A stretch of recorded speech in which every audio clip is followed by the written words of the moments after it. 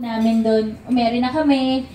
Medyo nagigilty nga po ako kasi hindi ako nakakapagbigay ng sked masyado sa ang probinsyano. Pero yun naman po kasi yung usapan bago ko po tanggapin na parang kailangan ko ng time para mag-prepare for the concert. Pero after the concert po, doon na ako dire-diretso sa ang probinsyano. Kaya kung napapansin niyo po, medyo sulpot-sulpot pa lang po yung character ko sa ang probinsyano, hindi pa ganun tumatolo kasi nakaka 5 taping days pa lang po ako. So, yun, sakto po kasi yung concert ko, it's on November 13, Friday po yun, taping day po namin yun.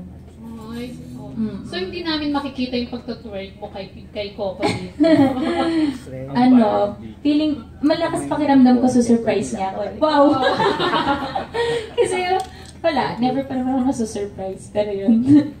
Pero kung available siya, dream mo rin sana makasama siya dito sa concert. Ni-request ko na sabi ko, ay sana kami ni Coco. Pero yun nga po, ang balik po sa amin ay may taping kasi. Syempre, management na po yun. Ayoko nang pag gusto may paraan. Pag nga po is surprise. Kunwari hindi pwede, pero ayun. Nag-expect lang pakita.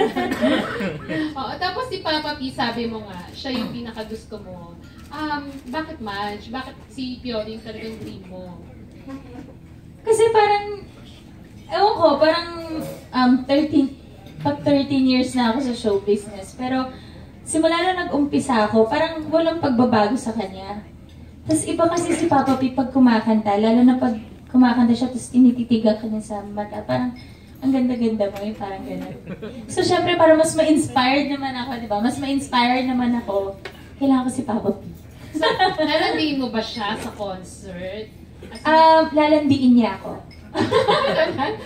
Kasi di ba meron kayo parang sweet moment sa London? Para naman po yun sa BTR. Oo. Tsaka, gano'n naman po lang talaga kami. Gano'n yung relationship namin ni Papa P.